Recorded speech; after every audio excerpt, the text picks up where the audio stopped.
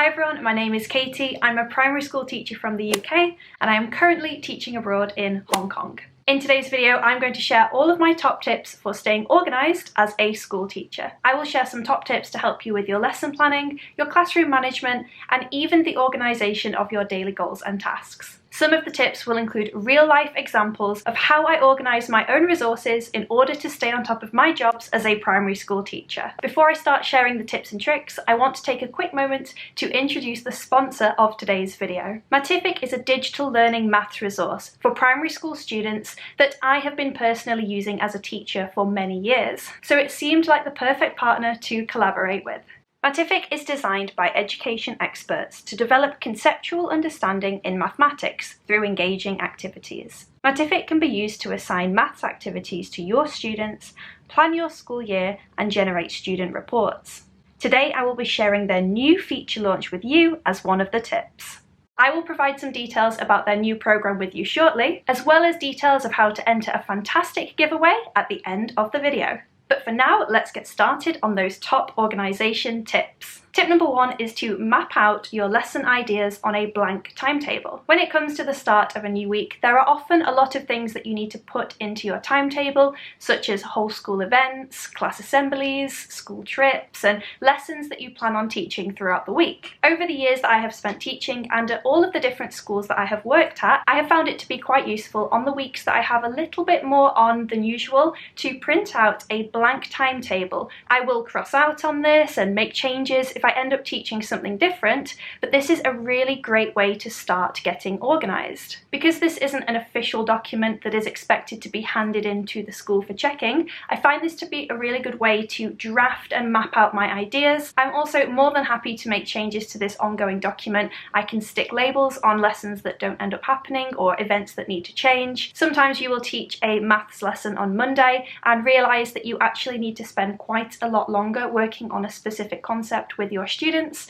and this method of organising lessons allows you to easily just box the lesson and move it on to the next day in order to spend a little bit more time working on a specific lesson with your students. If you haven't tried this method out before, I suggest printing out a couple of blank timetables, keeping them inside your desk drawer, and using them on the weeks where you feel like you might need a little bit more scaffolding and structure. Tip number two is to plan your lessons backwards. When I started my teacher training, which was over 10 years ago now, I used to find it really difficult to know how to start or introduce my lessons. But now that I have more experience of teaching, I always start by planning the end of my lesson first, or the goal that I want my students to achieve. As an example, let's imagine I want to teach my students how to write an excellent set of instructions. I need to go back to the start and plan for the skills that must be learnt in order for them to do this. I need to teach the use of imperative verbs. I need to teach the students to have a knowledge of chronology. You might find it to be much easier to plan backwards and have a clear end goal in mind when you start planning a new lesson. Tip number three is to find an online activity planner that works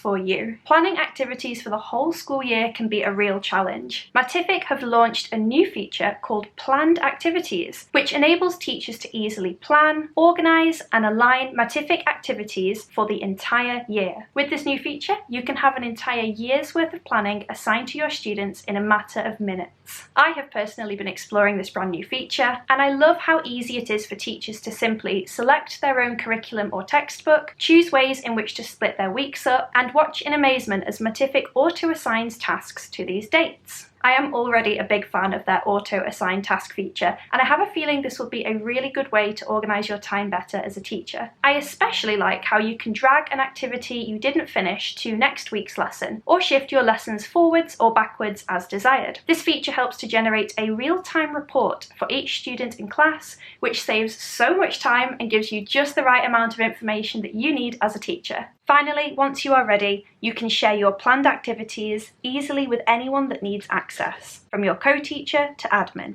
Keep on watching until the end of today's video to find out the details of how to enter a giveaway in collaboration with Matific. Tip number 4 is to use your computer to organise your resource files into subjects. When I first started my teacher training many years ago, I started organising all of my resources online into subjects. Within those subjects, I also split the files up even further. For example, in my maths file, I split my resources into all the different areas of the maths curriculum. Although this has been a time-consuming task that I have been building on for many, many years, it makes me feel very confident now, knowing that I have lots of different resources available for all the different areas of the primary curriculum. If I'm ever asked to cover a different teacher's class, or if I'm going for an interview and I'm teaching a specific subject, it's really nice to have this space available with lots of different past lesson ideas and worksheets and activities, things that I have used in the past that I can dip into whenever I need some extra information. If you start building this resource file at the start of your teaching, then after a couple of years you will have a really useful bank of resources set up that you can use or you can share with new teachers as well. Top tip number 6 is to block up your week. Some people will prefer to block their time using an online calendar, and others will prefer to use a diary just like myself. I have been buying the same Dodo Pad diary for probably the last 8 years, and for me personally, it's a really, really wonderful way of organising my time and organising my week.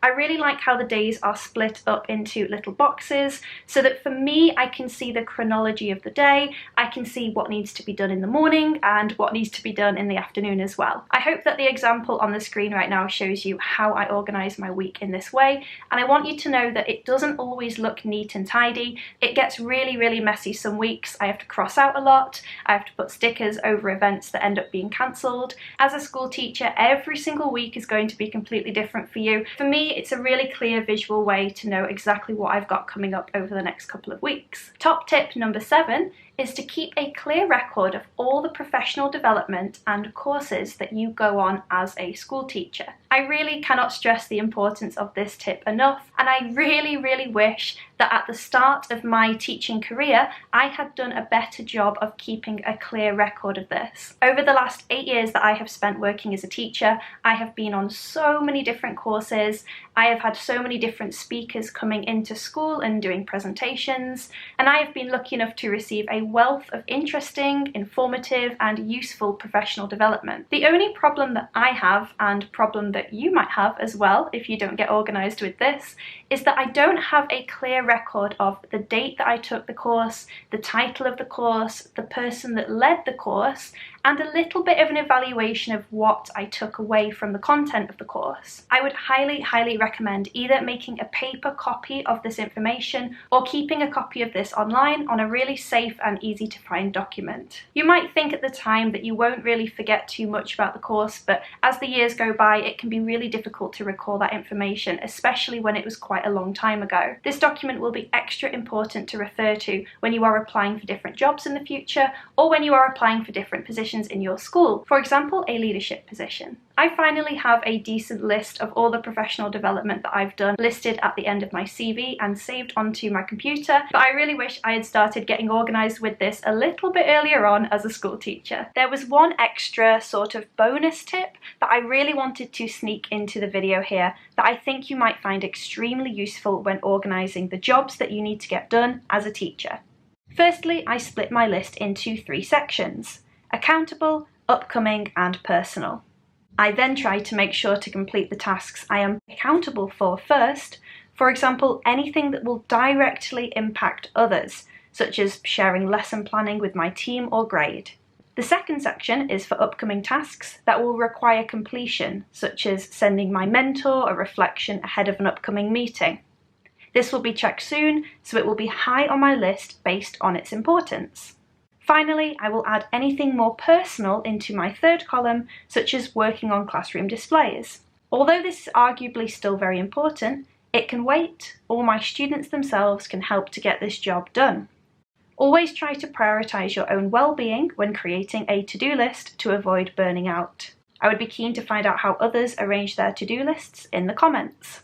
I hope that you have found some of the tips in today's video to be useful. If you have, please remember to click to subscribe to For Teachers. Please also give this video a thumbs up if you would like me to share more time-saving tips. Finally, I would again like to thank today's video sponsor Matific for reaching out. If you want to be in with a chance of winning a free teacher license for a year, be sure to click the link in the description box of this video and sign up for a free trial of Matific. Thank you so much for watching this video, and I will see you again in the next one.